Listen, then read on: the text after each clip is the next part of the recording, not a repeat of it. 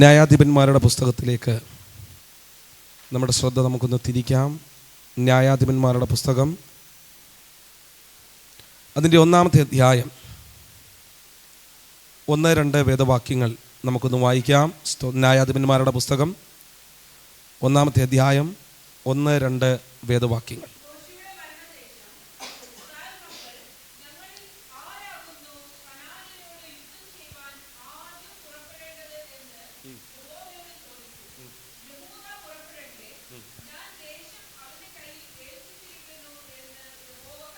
മതി. യഹൂദ പുറപ്പെടട്ടെ, ഞാൻ ദേശം അവൻ്റെ കയ്യിൽ ഏൽപ്പിച്ചിരിക്കുന്നു എന്ന് യഹോവ കൽപ്പിച്ചു. ദൈവത്തിന് സ്തോത്രം. യോശുവയുടെ പുസ്തകത്തിൻ്റെ തുടക്കം നമ്മൾ വായിക്കുമ്പോൾ അവിടെയും ഒരു അഭിഷക്തൻ്റെ മരണത്തെ സൂചിപ്പിച്ചുകൊണ്ടാണ് യോശുവയുടെ പുസ്തകം തുടങ്ങുന്നത്. സ്തോത്രം. അപ്പോൾ യോശുവയുടെ പുസ്തകത്തിൽ മോശയുടെ മരണത്തെപ്പറ്റി പ്രസ്താവിക്കുമ്പോൾ തന്നെ അതിനുശേഷം ഒരു ലീഡർ ഉണ്ട് എന്നുള്ളത് അവിടെ ആശ്വാസം പകരുന്ന ഒരു വസ്തുതയാണ്. എന്നാൽ ന്യായാധിപന്മാരുടെ പുസ്തകത്തിലേക്ക് വരുമ്പോൾ സ്തോത്രം, അവിടെ യോശുവയുടെ മരണം രേഖപ്പെടുത്തുകയാണ്. യോശുവയുടെ മരണത്തിന് ശേഷം അവിടെ ഒരു ലീഡറിനെ നമുക്ക് എന്ത് ചെയ്യാൻ പറ്റുന്നില്ല, കാണാൻ കഴിയുന്നില്ല. സ്തോത്രം. ഏകദേശം 110 വയസ്സുള്ളവനായി യോശുവ മരണപ്പെടുമ്പോൾ സ്തോത്രം, ഈ കനാൻ ദേശത്ത് ഓരോരുത്തർക്കും അവരുടേതായിട്ടുള്ള ഭാഗങ്ങൾ വേർതിരിച്ചു കൊടുത്തിട്ടുണ്ട്. അപ്പോൾ തന്നെയും പലതും ഇനിയും പിടിച്ചടക്കുവാനുണ്ട്. സ്തോത്രം. ആ പിടിച്ചടക്കുവാൻ സ്തോത്രം അവരിൽ നിന്ന് തന്നെ ചിലർ എഴുന്നേൽക്കണം, അല്ലെങ്കിൽ ഗോത്രമായി അവർ തന്നെ ചിലതിനെ എന്ത് ചെയ്യണം, പിടിച്ചടക്കണം. അപ്പോൾ വലിയൊരു പ്രതിസന്ധി അവരുടെ മുമ്പിൽ നിൽക്കുക.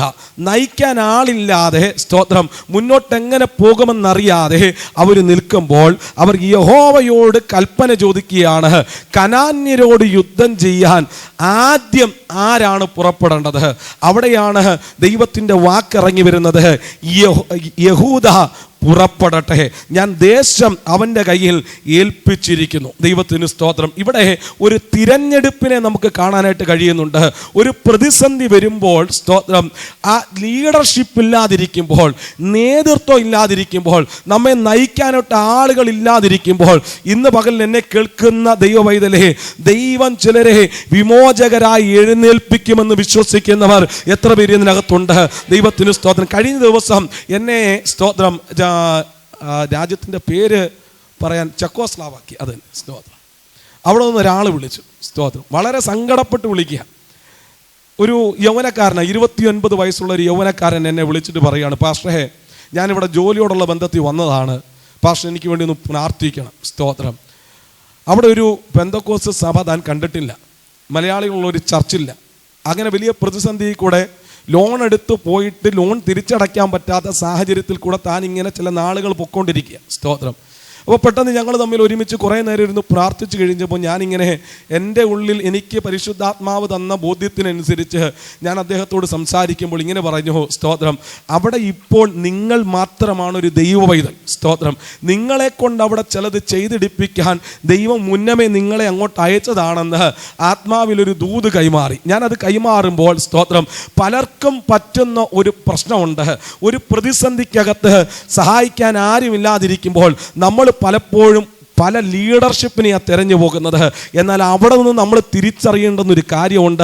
ലീഡർഷിപ്പിലേക്കല്ല നിന്റെ കണ്ണ് പോകേണ്ടത്, നീ തന്നെ ഒരു വിമോചകനായിട്ട് മാറണം. ദൈവത്തിന് സ്തോത്രം. ലീഡർഷിപ്പിനെ ഉപയോഗിക്കാൻ കഴിയുന്ന അതേ ദൈവത്തിന് നിന്നെയും ഉപയോഗിക്കാൻ കഴിയുമെന്നുള്ള തിരിച്ചറിവാ നിനക്ക് വേണ്ടത്. ദൈവത്തിന് സ്തോത്രം. നമുക്കറിയാമല്ലോ, ഗിദെയോൻ ദൈവത്തോട് ഒരുപാട് ചോദ്യം ചോദിക്കുന്നുണ്ട്. യഹോവ നമ്മോട് കൂടെ ഉണ്ടെങ്കിൽ ഇതൊക്കെ എന്തുകൊണ്ടാണ് നടക്കുന്നത്? കഴിഞ്ഞ കാലങ്ങളിൽ നടന്ന അത്ഭുതങ്ങളും അടയാളങ്ങളും എവിടെ എന്നൊക്കെയുള്ള ചോദ്യങ്ങൾ ചോദിക്കുമ്പോൾ സ്തോത്രം, താനും ആഗ്രഹിക്കുന്നുണ്ട് ആരെങ്കിലും ഒന്ന് വന്ന് വിടുവിച്ചിരുന്നെങ്കിൽ. അവിടെയാണ് യഹോവയായ ദൈവം ഗിദെയോനെ നോക്കിയിട്ട്, നിന്നെ ഞാൻ എന്ത് ചെയ്തിരിക്കുക, തിരഞ്ഞെടുത്തിരിക്കുക. ചോദ്യം ചോദിച്ച നിന്നെ തന്നെയാണ് ഞാൻ ദൈവത്തിൻ്റെ പദ്ധതികൾക്കായിട്ട് തിരഞ്ഞെടുത്തിരിക്കുന്നതെന്ന് പറഞ്ഞ് ഈ ബലത്തോടെ പോക, ഞാൻ നിന്നോട് കൂടെ ഇരിക്കും എന്ന് പറഞ്ഞ് അവനൊരു നിയോഗം കൈമാറുമ്പോൾ നോക്കിക്കേ, ആരും രക്ഷിക്കാനില്ലാത്തൊരു മേഖലയ്ക്കകത്ത് അവൻ്റെ ഉള്ളിലെ വിളി അവന് തിരിച്ചറിയാൻ കഴിഞ്ഞില്ല. അവന് തിരിച്ചറിയാൻ കഴിഞ്ഞില്ല. ഇതുപോലെയാണ് പല കുടുംബങ്ങളുടെയും സ്ഥിതി. ഹലോ സ്തോത്രം. പല കുടുംബങ്ങളുടെ അവസ്ഥ ഇതുപോലെയാണ്. ദൈവത്തിന് സ്തോത്രം. നമ്മൾ പലരെയും ആശ്രയിക്കുമ്പോൾ ശക്തരായ ചില ദൈവദാസന്മാർ വന്നാൽ നല്ലതായിരുന്നു എന്നൊക്കെ നമ്മൾ പറയുമ്പോൾ, അല്ല, നിന്റെ വീടിനകത്തെ പ്രതിസന്ധി പരിഹരിക്കാൻ സ്വർഗത്തിലെ ദൈവം പ്രാർത്ഥിക്കുന്ന നിന്നെയാണ് കണ്ടിരിക്കുന്നതെന്ന് ആത്മാവിൽ ദൂത് കൈമാറുമ്പോൾ എത്ര പേരാ ദൂതിന് ആമേൻ പറഞ്ഞൊന്ന് സ്വീകരിക്കുന്നുണ്ട്? നീ മറ്റു പലരെയും പ്രതീക്ഷിക്കുകയായിരിക്കാം, മറ്റു പലരെയും തിരഞ്ഞുകൊണ്ടിരിക്കുകയായിരിക്കാം. അല്ലെന്നേ, നിന്റെ വീടിനകത്ത് ചിലപ്പോൾ മറ്റാർക്കും പ്രവേശിക്കാൻ കഴിഞ്ഞില്ലെങ്കിലും നീയാണ് അവിടുത്തെ വിമോചകനായി മാറേണ്ടത്, നീയാണ് അവിടുത്തെ വിമോചകയായി മാറേണ്ടത്. സ്വർഗത്തിലെ ദൈവം നിന്നെയാ കണ്ടിരിക്കുന്നത്. സ്തോത്രം. നോക്കിക്കേ, ലീഡർഷിപ്പ് പോയി, മോശയും പോയി, യോശുവയും പോയി. അടുത്തത് എന്ത് എന്ന് പറയുമ്പോൾ സ്തോത്രം, അവർ യഹൂദ മക്കൾ ഒരുമനപ്പെട്ട്, ആ ഇസ്രായേൽ ജനം ഒരുമനപ്പെട്ട് ചോദിക്കുമ്പോൾ അവിടെ ഒരു തിരഞ്ഞെടുപ്പിലേക്ക് വരികയാണ്. ആ തിരഞ്ഞെടുപ്പിൽ നമുക്ക് കാണാൻ കഴിയുന്നത് യഹൂദ പുറപ്പെടട്ടെ, യഹൂദയെ കയ്യിൽ ഞാൻ ഈ രാജ്യത്തെ എന്ത് ചെയ്തിരിക്കുക, ദേശത്തെ ഞാൻ ഏൽപ്പിച്ചിരിക്കുക. യഹൂദയുടെ പ്രത്യേകത നമുക്കറിയാം. ഉൽപ്പത്തി പുസ്തകം 49 അധ്യായത്തിലേക്ക് കടന്നു വരുമ്പോൾ അവിടെയാണ് യാക്കോബ് തൻ്റെ മക്കളെ എന്ത് ചെയ്യുന്നത്, അനുഗ്രഹിക്കുന്നത്. ഉൽപ്പത്തി പുസ്തകം 49 അധ്യായം അതിൻ്റെ 8 വാക്യം നമുക്കൊന്ന് വായിക്കാം. സ്തോത്രം.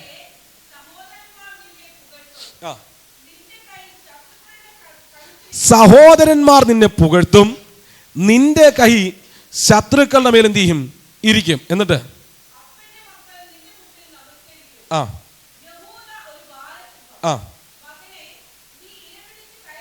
നോക്കിക്കേ, യഹൂദ ഗോത്രത്തെ പറ്റി ദൈവത്തിന്റെ പ്രവചനം ഇങ്ങനെ നിൽക്കുക. സഹോദരന്മാർ നിന്നെ എന്ത് ചെയ്യും, പുകഴ്ത്തും, നിന്റെ കൈ ശത്രുക്കളുടെ കഴുത്തിലിരിക്കും എന്ന് പറഞ്ഞാൽ നീ ഒരു യോദ്ധാവായിട്ട് മാറുകയാ. നിന്റെ മേൽ അങ്ങനെ ഒരു വിളിയുണ്ട്. പക്ഷേ സ്തോത്രം, പ്രതിസന്ധി വന്നു കഴിഞ്ഞപ്പോഴാണ് അത് വെളിപ്പെട്ടു വന്നത്. ദൈവത്തിന് സ്തോത്രം. ആരാണ് ആദ്യം പോകേണ്ടത്? വർഷങ്ങൾക്ക് മുമ്പുള്ള പ്രവചനങ്ങൾ ഒരു പ്രതിസന്ധിയുടെ നടുവിൽ പുറത്തു വന്നെങ്കിൽ ഇന്ന് പകലിൽ നാളുകൾക്ക് മുമ്പ് നിന്നെപ്പറ്റി, നിന്റെ ശുശ്രൂഷകളെ പറ്റി ദൈവത്തിന് സ്തോത്രം ദൈവം ചില കൽപ്പനകളും അരുളപ്പാടുകളും നീ ഇങ്ങനെയായി തീരുമെന്നൊക്കെ പറയുമ്പോൾ നാളെ ഇതുവരെ അതിൻ്റെ ഒരു റിസൾട്ടും കാണാൻ കഴിഞ്ഞില്ലെങ്കിലും ഈ പ്രതിസന്ധിക്കകത്ത് അത് വെളിപ്പെട്ട് വരാൻ പോകുകയാണെന്ന് എത്ര പേര് വിശ്വസിക്കുന്നുണ്ട്? ദൈവത്തിന് സ്തോത്രം. അതെ, ഒരു പ്രതിസന്ധിക്കകത്താണ് ഒരു രക്ഷകനെ സ്വർഗത്തിലെ ദൈവം എഴുന്നേൽപ്പിക്കുന്നത്.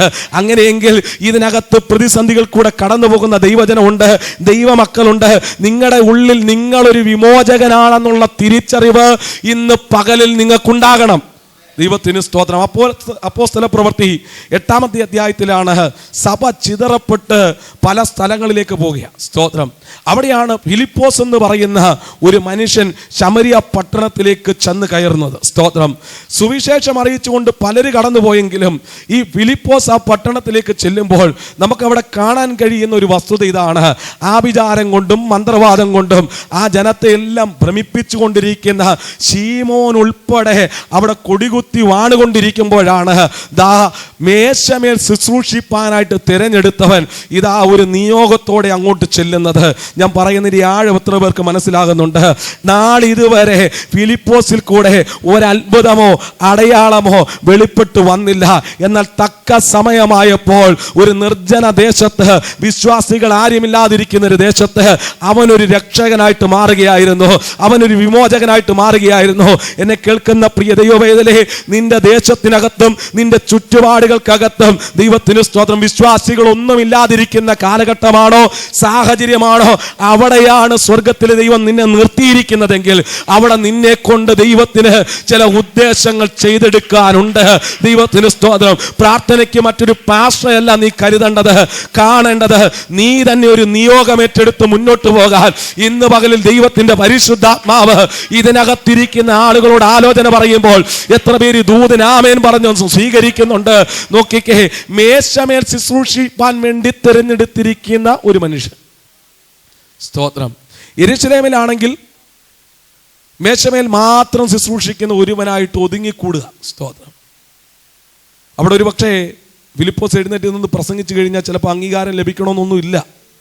കാരണം പൊതുവിൽ തിരഞ്ഞെടുത്തിരിക്കുകയാണ്. പക്ഷെ ആ മനുഷ്യനെ പറ്റി ഞാൻ പഠിച്ചപ്പോൾ എനിക്ക് മനസ്സിലായത് അവൻ നിറവുകളുള്ളൊരു മനുഷ്യനായിരുന്നു. സ്തോത്രം. ആത്മാവിൻ്റെ നിറവുണ്ടവന്. നല്ല സാക്ഷ്യത്തിൻ്റെ നിറവുണ്ട്. പൊതുവിലുള്ള നല്ല സാക്ഷ്യങ്ങൾ, നല്ല വിശ്വാസത്തിൻ്റെ നിറവുള്ള ഒരു മനുഷ്യൻ. ദൈവത്തിന് സ്തോത്രം. എന്നെ കേൾക്കുന്ന പ്രിയരെ, നമ്മളൊക്കെ അങ്ങനെ നിറവുള്ള മനുഷ്യരായി മാറണം. ദൈവത്തിന് സ്തോത്രം. ജ്ഞാനത്തിൻ്റെയും ആത്മാവിൻ്റെയും വിശ്വാസത്തിൻ്റെയും ദൈവപ്രവൃത്തികളുടെയും സ്നേഹത്തിൻ്റെയും നിറവുള്ള മനുഷ്യരായി നമ്മൾ മാറണമെന്ന സ്വർഗം നമ്മളെപ്പറ്റി ആഗ്രഹിക്കുന്നത്. ഞാൻ പറഞ്ഞു വരുന്നതിൻ്റെ താല്പര്യം നോക്കിക്കേ, ഒരു പ്രതിസന്ധിയുടെ സമയത്ത് ദൈവം പറയുകയാണ്, നിന്നെപ്പറ്റി നാളുകൾക്ക് മുമ്പേ നിന്റെ പിതാവ് പറഞ്ഞു വച്ച ചില പ്രവചനങ്ങളുണ്ട്, അത് നിറവേറാൻ സമയമാസന്നമായി കൊണ്ടിരിക്കുകയാ. ഇതുവരെ ഒരു നേതാവായി നീ ഉയർന്നു വന്നിട്ടില്ല, എന്നാൽ നേതൃത്വ സ്ഥാനങ്ങൾ മാറിയപ്പോൾ ഇതാ യഹൂദയെ, നീ ഒരു നേതാവായിട്ട് പുറത്തു വരികയാ. ഇന്ന് പകൽ അവിടെ നിന്ന് ഒരു ദൂത് കൂടെ ഞാൻ പറഞ്ഞിട്ട് മുന്നോട്ട് പോകാം. ദൈവത്തിന് സ്തോത്രം. മോശയ്ക്ക് പുറകെ ഓടുന്ന ഒരു യോശുവയെ കാണാൻ കഴിയും. മോശയുടെ കാലഘട്ടം അവസാനിച്ചു കഴിഞ്ഞപ്പോൾ യോശുവയെ സ്വർഗത്തിൽ ദൈവം എന്ത് ചെയ്തു? ഉയർത്തി. ഏലിയാവിന് പുറകെ ഓടുന്ന ഒരു ഏലീശയെ കാണാൻ കഴിയുന്നുണ്ട്. ഏലിയാവിന്റെ കാലഘട്ടം കഴിഞ്ഞപ്പോൾ ഏലീശയെ സ്വർഗത്തിൽ ദൈവം ഉയർത്തി. ദൈവത്തിന് സ്തോത്രം. അതുപോലെ തന്നെ പൗലോസ് അപ്പോസ്തലന്റെ പുറകെ ഓടി നടന്ന ഒരു തിമത്യോസിനെ നമുക്ക് കാണാൻ കഴിയുന്നുണ്ട്. പൗലോസിന്റെ കാലഘട്ടം കഴിഞ്ഞപ്പോൾ തിമത്യോസിനെ സ്വർഗത്തിൽ ദൈവം ഉയർത്തി. എന്ന് പറഞ്ഞാൽ എന്നും ഒരു രണ്ടാമനായിട്ട് മാറാനല്ല സ്വർഗത്തിൽ ദൈവം ആഗ്രഹിക്കുന്നത്. അതിനപ്പുറമായി നിന്നെയും മുൻനിരയിലേക്ക് കൊണ്ടുവരുവാൻ സ്വർഗത്തിലെ ദൈവം ആഗ്രഹിക്കുന്നുണ്ടെന്ന് പറയുമ്പോൾ എത്ര പേര് ശുശ്രൂഷയ്ക്ക് വേണ്ടിയുള്ള ഒരു ആഹ്വാനം ഇന്ന് പകൽ ഇതിനകത്ത് ഏറ്റെടുത്ത് ദൈവത്തെ ഒന്ന് സ്തുതിക്കുന്നുണ്ട്. അതേ ശുശ്രൂഷയുടെ മേഖലയ്ക്കകത്ത് നിന്നെ പറ്റി പറഞ്ഞിരിക്കുന്ന വാഗ്ദത്തങ്ങൾ ഈ പ്രതിസന്ധികൾക്കകത്ത് പുറത്തു വരാൻ വേണ്ടി പോകുകയാണെന്ന് ദൈവാത്മാവ് ആലോചന വിളിച്ചു പറയുമ്പോൾ ദൈവത്തിന് സ്തോത്രം. ആത്മാവിൽ ദൂതെന്ന് ആമേൻ പറഞ്ഞൊന്ന് സ്വീകരിക്കണം. ദൈവത്തിന് സ്തോത്രം. അതേ, ആര് പുറപ്പെടണം? അവിടെയാണ് പറയുന്നത് യഹൂദ പുറപ്പെടട്ടെ. സ്തോത്രം. രണ്ടാമത് അവിടുന്ന് നമുക്ക് മനസ്സിലാക്കാൻ കഴിയുന്ന ഒരു കാര്യം, ആരാ യഹൂദ? സ്തോത്രം.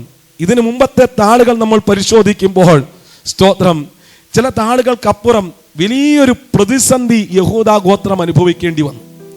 യോശുവയുടെ നേതൃത്വത്തിൽ ഇവർ യെരിഹോ കോട്ട പിടിച്ചടക്കുക. യെരിഹോ കോട്ട പിടിച്ചടക്കുമ്പോൾ സ്തോത്രം വ്യക്തമായിട്ട് പറഞ്ഞു, അതൊരു ശാപം പിടിച്ച പട്ടണമാണ്. ശബദാർപ്പിത വസ്തുക്കളൊന്നും അവിടെ നിന്ന് എടുക്കാൻ പാടില്ല. സ്തോത്രം. ഇങ്ങനെ വ്യക്തമായിട്ടുള്ള കൽപ്പനകളുള്ളപ്പോൾ തന്നെ നമുക്കറിയാം, സഹ്യകുലത്തിൽ ഒരുവൻ ആഖാൻ എന്ന് പറയുന്ന ഒരു വ്യക്തി ആ പട്ടണത്തിനകത്ത് നിന്ന് ചിലത് കണ്ട് ഇഷ്ടപ്പെട്ട് മോഹിച്ചു എടുത്തു. തൻ്റെ പാളയത്തിനകത്ത്, തൻ്റെ കൂടാരത്തിനകത്ത് അതിനെ കൊണ്ടുവന്ന് ഒളിപ്പിക്കുക. സ്തോത്രം. താരതമ്യേന എണ്ണത്തിൽ കുറവായിരിക്കുന്ന ഈ പട്ടണത്തിലേക്ക് കേവലം ചുരുക്കം പേരെന്ത് ചെയ്തു? യുദ്ധത്തിനായിട്ട് പോയി ഹായി പട്ടണത്തിലേക്ക്. എന്നാൽ നിർഭാഗ്യമെന്ന് പറയട്ടെ, അവരവിടെ തോറ്റോടുകയാണ് ചെയ്തത്. ദൈവത്തിന് സ്തോത്രം. തിരിച്ചു വരുമ്പോൾ ഈ യോശുവ ദൈവത്തിൻ്റെ സന്നിധിയിൽ നെടുമ്പാട് വീണിട്ട് പറയുകയാണ്, ദൈവമേ, നീ എന്നോട് പറഞ്ഞിട്ടില്ലേ നിന്റെ ജീവകാലത്ത് ഒരു മനുഷ്യനും നിന്റെ നേരെ നിൽക്കയില്ലെന്ന്? നിന്റെ വാഗ്ദത്തം എനിക്കുണ്ടല്ലോ, എന്നിട്ട് എന്തുകൊണ്ടാ ഞാനിപ്പോൾ ഇവിടെ പരാജയപ്പെട്ടതെന്ന് ദൈവത്തോട് ചോദിക്കുമ്പോൾ യഹോവയായ ദൈവം യോശുവയോട് പറയുകയാണ്, ആഖാൻ പാപം ചെയ്തു എന്നല്ല, ദൈവത്തിന് സ്തോത്രം, ഇസ്രായേൽ പാപം ചെയ്തു എന്നാ അവിടെ പറയുന്നത്. ഞാനൊരു ദൂത് പറഞ്ഞ് മുന്നോട്ട് പോകാം. ചില അനുഗ്രഹങ്ങൾ ഒറ്റയ്ക്ക് പ്രാപിക്കേണ്ടതാ, ചില അനുഗ്രഹങ്ങൾ കുടുംബമായിട്ട് പ്രാപിക്കേണ്ടതാ, ചില അനുഗ്രഹങ്ങൾ സഭയായിട്ട് പ്രാപിക്കേണ്ടതാ, ചില അനുഗ്രഹങ്ങൾ ദേശത്തോടെ പ്രാപിക്കേണ്ടതാ. ഇന്ന് പകൽ എന്നെ കേൾക്കുന്ന പ്രിയരെ, നീ ഒരുത്തൻ മുഖാന്തരം, നീ ഒരുത്തി മുഖാന്തരം നിന്റെ ഭവനത്തിന്റെ അനുഗ്രഹങ്ങൾ നഷ്ടമായി പോകരുത്. പ്രാപിക്കേണ്ടുന്ന നന്മകളൊന്നും അത് നഷ്ടമായി പോകരുത്. നീ മുഖാന്തരം നിന്റെ കുടുംബം വിടുവിക്കപ്പെടാതെ പോകരുത്. സ്തോത്രം. നോക്കിക്കേ, ആ കുലം പിടിക്കപ്പെടുകയാണ്. സ്തോത്രം. നമുക്കതിൻ്റെ ചരിത്രം അറിയാം. വിശ്വാസത്തിൻ്റെ വാക്കുകൾ മാത്രം പറയുന്ന വേറൊരു സ്വഭാവമുള്ള കാലേബ് ഉൾപ്പെടെ ആ ഗോത്രത്തിലുണ്ട്. സ്തോത്രം. പിതാക്കന്മാരൊക്കെ ഇങ്ങനെ നിരന്ന് നിൽക്കുമ്പോൾ സ്തോത്രം നോക്കിക്കേ, അവരുടെ ഇടയിൽ ഒരു കൊച്ചുമകൻ, അവൻ ചിലത് എടുത്ത് ഒളിപ്പിച്ചു വെക്കുക. സ്തോത്രം. തലകുനിഞ്ഞ് നിൽക്കുന്ന ഒരു സാഹചര്യത്തിൽ കൂടെ യഹൂദ ഗോത്രം പോവുക. സ്തോത്രം. ഓരോ ഗോത്രവും എൻ്റെ ഒരു ഭാവനയാണ് അവർ പ്രാർത്ഥിക്കുന്നുണ്ടാകും, കർത്താവേ, ഈ ഒരു പാപം ഞങ്ങളുടെ ഗോത്രം ചെയ്യരുതേ, എൻ്റെ കുലം ചെയ്യരുതേ, എൻ്റെ കുടുംബം ചെയ്യരുതേ എന്ന് ഓരോരുത്തരും പ്രാർത്ഥിക്കുന്നുണ്ടാകാം. നമുക്കറിയാമല്ലോ, സഖ്യകുലം പിടിക്കപ്പെട്ടു, കർമ്മിയുടെ മകനായ ആഖാൻ പിടിക്കപ്പെട്ടു. മുന്നിലോട്ട് കൊണ്ടുവന്ന് നിർത്തുമ്പോൾ ദൈവത്തിന് സ്തോത്രം, യഹൂദാ ഗോത്രത്തിലുള്ള മാതാപിതാക്കന്മാരുടെ ചങ്ക് കടന്ന് പടഞ്ഞുകൊണ്ടിരിക്കുക. ഞങ്ങളുടെ കൊച്ചുമകൻ ഇങ്ങനെ ഒരു തെറ്റ് ചെയ്തു, എത്രയോ പേര് കൊല്ലപ്പെടുവാനായിട്ട് ഇടയായി തീർന്നു. ദൈവത്തിന് സ്തോത്രം. വിശ്വാസത്തിന്റെ വാക്ക് മാത്രം പറയുന്ന കാലേബ് ഉൾപ്പെടെ തല കുനിച്ച് നിൽക്കുന്ന അനുഭവം ഉണ്ടാകുമ്പോൾ ചില നാളുകൾ കഴിഞ്ഞു. നമുക്കറിയാം, ആക്കോർ താഴ്വരയിൽ ചെന്ന് കല്ലെറിഞ്ഞൊക്കെ കൊന്നു. ഇതൊക്കെ കഴിഞ്ഞ് മുന്നോട്ട് വരുമ്പോഴും ദൈവത്തിന് സ്തോത്രം, ദൈവം യഹൂദാ ഗോത്രത്തെ മറന്നു കളഞ്ഞില്ല. ദൈവത്തിന് സ്തോത്രം. ആ കെടുതി അവിടെ സംഭവിച്ചെങ്കിലും, ആ പോരായ്മ അവിടെ സംഭവിച്ചെങ്കിലും, പിന്നത്തേതിൽ ദൈവം അവരെ മറന്നു കളയാതെ അവരെ ഉപയോഗിച്ചെങ്കിൽ അതൊരു പ്രത്യാശയുടെ ദൂത് അതിനകത്തുണ്ട്. കഴിഞ്ഞ കാലങ്ങളിൽ എന്തെങ്കിലുമൊക്കെ പരാജയങ്ങൾ സംഭവിച്ചാലും, എന്തെങ്കിലുമൊക്കെ പോരായ്മകൾ സംഭവിച്ചാലും ദൈവത്തിന് സ്തോത്രം, പിന്നെയും ദൈവത്തിന് നിന്നെ ഉപയോഗിക്കാൻ കഴിയും. ദൈവത്തിന് സ്തോത്രം. പത്രോസേ, നിന്റെ മേലല്ലേ താക്കോല് തന്നത്, നിന്റെ കയ്യിലല്ലേ താക്കോല് തന്നത്. ഈ പത്രോസിനെ ഒന്ന് പഠിച്ചേ. സ്തോത്രം.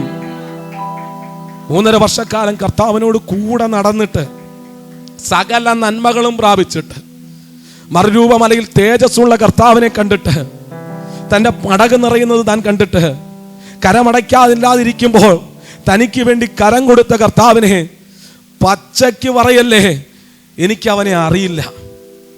ഇനി അറിയില്ലെന്ന് പറഞ്ഞത് പോകട്ടെ, ആണയിടാനും പ്രാകുവാനും തുടങ്ങിയെന്ന ഒരു ഭാഗത്ത് എഴുതി വച്ചിരിക്കുന്നത്. സ്തോത്രം. അവിടെ നിന്ന് ഇറങ്ങി വന്നിട്ട്, ആ മഹാപുരോഹിതന്റെ ഭവനത്തിൽ നിന്ന് ഇറങ്ങി വന്നിട്ട് പത്രോസിന് ഒരു നോട്ടം നോക്കുന്നുണ്ട്.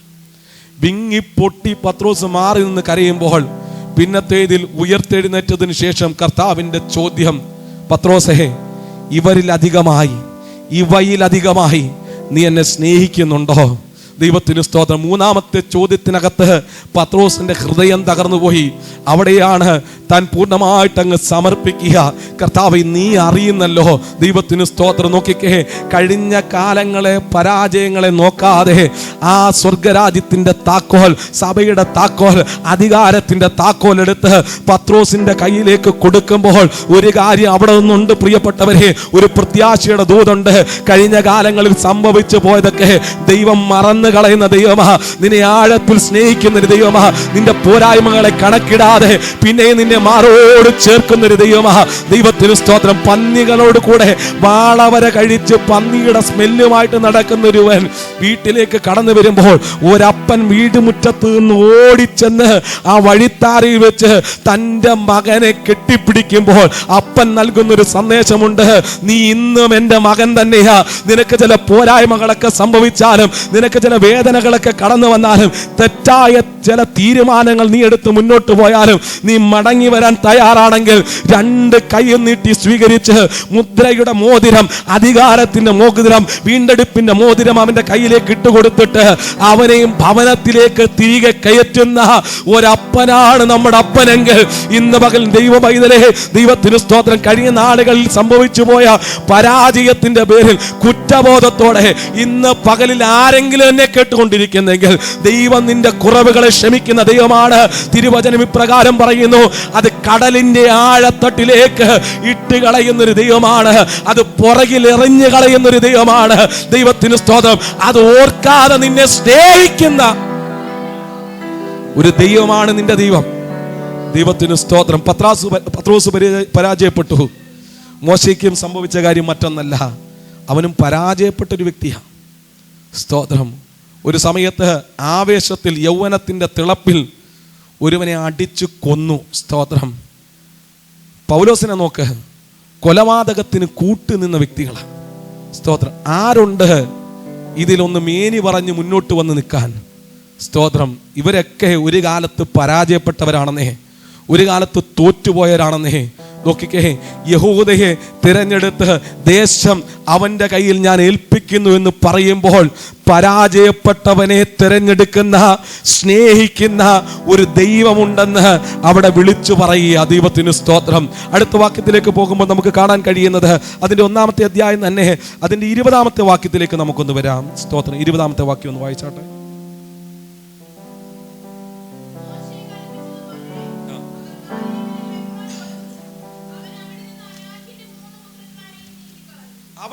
അനാക്കിൻ്റെ 3 പുത്രന്മാരെയും നീക്കിക്കളഞ്ഞു. സ്തോത്രം.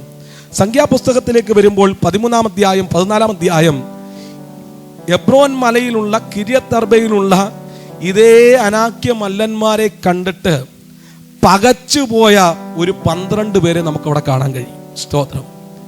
മോശ ഇവരെ 12 പേരെയും പറഞ്ഞു വിടുന്നു. തിരിച്ചു വരുമ്പോൾ അതിൽ 10 പേരും പറയുകയാണ്, നമുക്ക് ആ ദേശം കൈവശമാക്കാൻ കഴിയത്തില്ല. സ്തോത്രം. കാരണം അവിടെ അനാക്ക മല്ലന്മാരെയൊക്കെ ഞങ്ങൾ എന്ത് ചെയ്തിരിക്കുന്നു?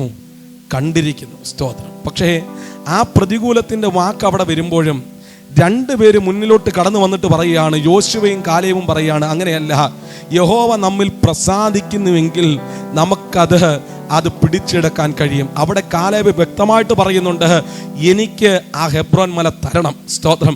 ഞാൻ അതിനെ പിടിച്ചടക്കാം എന്ന് കാലേബ് പറയുമ്പോൾ ദീർഘനാളുകൾ കഴിഞ്ഞപ്പോൾ നമുക്ക് കാണാൻ കഴിയുന്നത് അനാക്കിൻ്റെ 3 പുത്രന്മാരെയും നീക്കിക്കളഞ്ഞു എന്നുള്ളതാ. ദൈവത്തിന് സ്തോത്രം. എന്താ അതിൽ നിന്ന് ലഭിക്കുന്ന ആത്മീയ ദൂതെന്നറിയാമോ? സ്തോത്രം. നീ പേടിക്കുന്നതിന് നീ എല്ലാ കാലവും പേടിച്ചുകൊണ്ടിരിക്കും. ഹലോ, സ്തോത്രം. എന്നാൽ നീ വിശ്വസിച്ച് അതെനിക്കിതാ ഞാൻ പിടിച്ചടക്കാം എന്നൊരു വാക്ക് നീ പറഞ്ഞാൽ സ്വർഗത്തിലെ ദൈവം നിന്നോട് കൂടെ നിൽക്കും. ഇന്ന് പകൽ പേടിച്ച് പിന്തിരിഞ്ഞോടുന്നവരെ അല്ല സ്വർഗത്തിലെ ദൈവത്തിന് ആവശ്യം. ദൈവത്തിന് സ്തോത്രം. ഉറപ്പോടെ നിൽക്കുന്ന, ദൈവത്തിന്റെ വാഗ്ദത്തങ്ങളിൽ വിശ്വസിക്കുന്ന, ശത്രുവിന്റെ വലുപ്പത്തെ കണ്ടുകൊണ്ട് ഭയപ്പെടാതെ നിൽക്കുന്ന ചിലരെയാ ഇതിനകത്ത് ദൈവത്തിന് ആവശ്യം. ദൈവത്തിന് സ്തോത്രം. നോക്കിക്കേ, ഗോലിയാത്ത് നിന്ന് 40 ദിവസവും വെല്ലുവിളിക്കുമ്പോഴും ചേട്ടന്മാരെല്ലാം ആയോധന കലകളൊക്കെ അഭ്യസിച്ചവര്, അവരൊക്കെ മുന്നോട്ട് വന്ന് നിന്നിട്ട് അതിൻ്റെ മുമ്പ് പരാജയപ്പെട്ടു പോകുമ്പോൾ, സ്തോത്രം, നോക്കിക്കേ, പവിഴ നിറമുള്ള കോമളരൂപനായിരിക്കുന്ന ദാവീദ് മുന്നോട്ട് വരുമ്പോൾ ശത്രു വല്ലാത്ത നിലകളിലൊക്കെ ദാവീദിനെ നിന്ദിക്കുന്നുണ്ട്. പക്ഷേ ദാവീദിന് പറയാനുള്ളത്, ഞാൻ എൻ്റെ ദൈവമായ യഹോവയുടെ നാമത്തിലാണ് നിന്റെ നേരെ വരുന്നത്. ദൈവം അതാണെന്ന് നോക്കുന്നത്. ശത്രുവിൻ്റെ വലുപ്പത്തെ കണ്ടിട്ടല്ല, നിന്റെ ഉള്ളിൽ വ്യാപരിക്കുന്നവൻ, നിന്നോട് കൂടെയുള്ളവൻ ആരാണെന്ന് തിരിച്ചറിഞ്ഞ് ശത്രുവിൻ്റെ മുമ്പിൽ അടിയറവ് പറഞ്ഞ് ഭയപ്പെട്ട് പുറമോട്ട് പോകുന്നവനെ അല്ല ദൈവത്തിന് ആവശ്യം. ഇന്ന് പകലും വിശ്വാസത്തോടെ ചില വാക്കുകൾ പറയാൻ, വിശ്വാസത്തോടെ ചിലത് അതെനിക്കിതാ ഞാൻ അത് പിടിച്ചടക്കാം എന്ന് പറയുന്നവനോട് കൂടെ വ്യാപരിക്കുന്ന ദൈവമാണ് നമ്മുടെ ദൈവം. ഇന്ന് പകൽ ഇതിനകത്ത് ദൈവം അങ്ങനെ ചിലരെ അന്വേഷിക്കുന്നുണ്ട്. നീ പേടിച്ച് പിന്തിരിഞ്ഞു പോകേണ്ടവനല്ല, പേടിച്ച് പിന്തിരിഞ്ഞു പോകേണ്ടവളല്ല. നീ മുന്നോട്ട് ചലിക്ക്. സ്വർഗം മുഴുവൻ നിന്റെ കൂടെ ഇറങ്ങി വരും.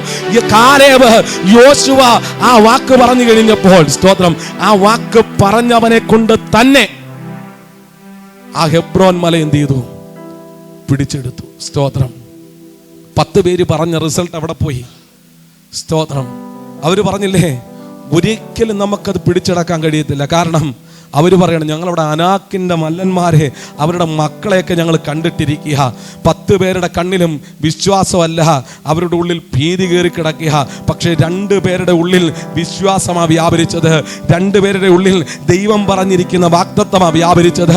അതുകൊണ്ട് തന്നെ പിൽക്കാലത്ത് ദൈവത്തിന് സ്തോത്രം, ആ ഹെബ്രോൻ മല കാലേബ് വംശത്തിൻ്റെ, യഹൂദ വംശത്തിൻ്റെ ആയി മാറിയെങ്കിൽ ഇന്ന് പകലിൽ ഒരു യഹൂദയെ പോലെ നീ പുറപ്പെടാൻ സ്വർഗത്തിലെ ദൈവം നിനക്ക് ആഹ്വാനം തരും. ദൈവത്തിന് സ്തോത്രം. എത്ര പേര് ഇന്ന് പകലിൽ ഈ ദൂതന് ആമേൻ പറഞ്ഞൊന്ന് സ്വീകരിക്കുന്നുണ്ട്?